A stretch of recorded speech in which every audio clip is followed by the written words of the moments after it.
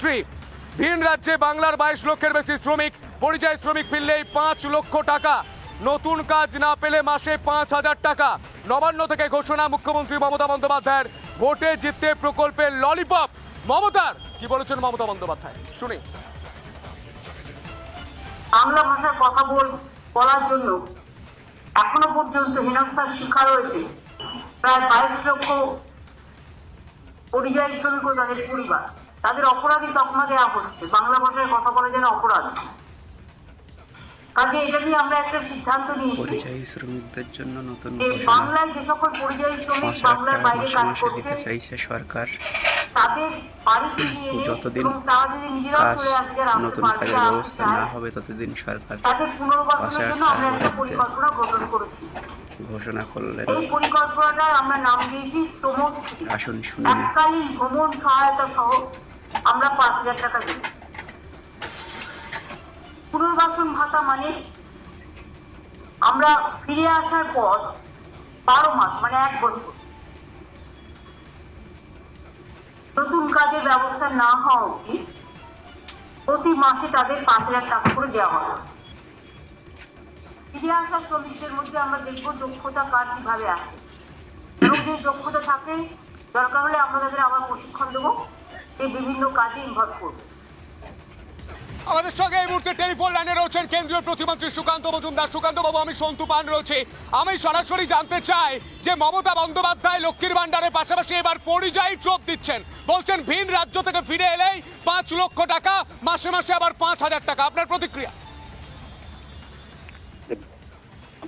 বোকা বানানোর জন্য আরেকটি চেষ্টা। আপনি ঘোষণার পর ঘোষণা করে যাচ্ছেন, বাজেট কোথায়? এর আগে আপনি ঘোষণা করেছেন, মুখ্যমন্ত্রী ঘোষণা করেছেন।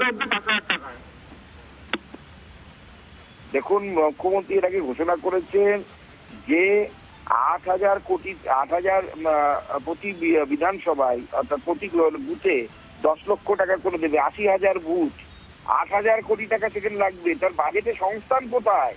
তারপরে আপনি বলছেন পরিযায়ী শ্রমিক ফিরে এলেই 5 লক্ষ টাকা দেবেন, আবার যতদিন না তারা অন্য কোনো কাজ পাবে মাসে 5,000 টাকা করে দেবেন। সবাই তো বলবে আমরা কাজ পাচ্ছি না, সবাই চুপচাপ বসে থাকবে বাড়িতে, আর বলবে মাসে 5,000 টাকা করে দেবো। কি অর্থনীতি বোঝে না এরা, কি বোঝে? ভোটের আগে মানুষকে বোকা বানানোর জন্য চেষ্টা।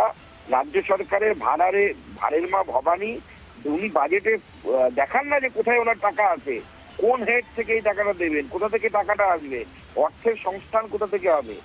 ভোটের আগে এই টাকাগুলো দিয়ে রাজ্যের শিল্প বা শিল্প পরিকাঠামোতে কাজ করলে আরো কর্মসংস্থান বৃদ্ধি পেত।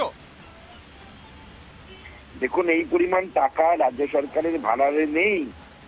রাজ্য সরকারের কাছে কি তথ্য আছে জানি না, পরিযায়ী শ্রমিকের সংখ্যা প্রায় কোটির কাছাকাছি। যদি কোটির কাছাকাছি 50 লক্ষ, আমি ধরে নিলাম 50 লক্ষ যদি পরিযায়ী শ্রমিক হয়, তারা যদি ফিরে আসেন এবং প্রত্যেককে যদি 5 লক্ষ টাকা করে যদি উনি এককালীন সাহায্য করেন, কত হাজার কোটি টাকা হয়? এটা কি হিসেব করে দেখেছেন? সেই টাকাটা আসবে কোথা থেকে, কোন হেড থেকে, কোথা থেকে রোজগার করবেন? বাংলার বাজেটে কোথা থেকে সেই পয়সা সংস্থান হবে? বাজেটে তো গত বাজেট যে ঘোষণা হয়েছিল সেখানে রাজ্যের ইনকাম কত দেয়া আছে, রাজ্যের খরচ কত দেয়া আছে। ইনকামই যদি না থাকে আপনি খরচ করবেন কোথা থেকে? পুরোটা ভাওতাবাজি। ভোটের আগে প্রতি বছর মাননীয় মুখ্যমন্ত্রী এইভাবে ভাওতা দেন, ডবল ডবল চাকরির কথা বলেন, এর কথা বলেন, ওর কথা বলেন, ইনভেস্টমেন্টের কথা বলেন, বিজিবিএস এর নামে কিচ্ছু হয় না, পুরোটাই ভাওতাবাজি ছাড়া কিচ্ছু নেই। এবং কেউ পরিযায়ী শ্রমিকরা ফিরে আসবে না, সব দেখবেন আবার ফেরত চলে যাবে।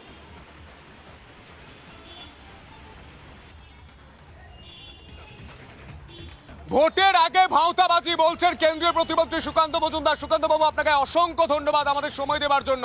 এই বিষয় নিয়ে আমরা কথা বলেছিলাম রাজ্যের বিরোধী দলনেতা শুভেন্দু অধিকারীর সঙ্গে। শুভেন্দু অধিকারী তিনি ঠিক কি বলেছেন শুনবো। কেউ নেবে না। পরিযায়ী শ্রমিকরা ডেলি 5,000 টাকা রোজগার করে। মমতা ব্যানার্জি জানে না 349 টাকা লাগে মোবাইলে রিচার্জ করতে। ডেলি যদি মোবাইল ঘাঁটেন দুবার রিচার্জ করতে হয়, 700 টাকা লাগে। 1 কুইন্টাল মোটা চালের কেজি হচ্ছে 3,500 টাকা, 3200 থেকে 3,500 টাকা।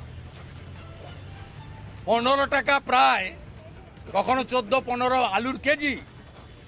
5,000 টাকায় কিছু হয় না।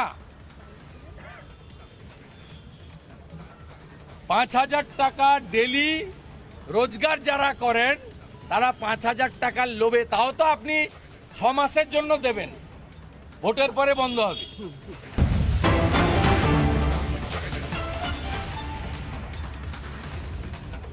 কল্যাণী এমসকে আক্রমণ করলেন রাজ্যের মুখ্যমন্ত্রী মমতা বন্দ্যোপাধ্যায়। তিনি বলছেন কল্যাণী এমস নাকি একটি রাজনৈতিক দলের হয়ে কাজ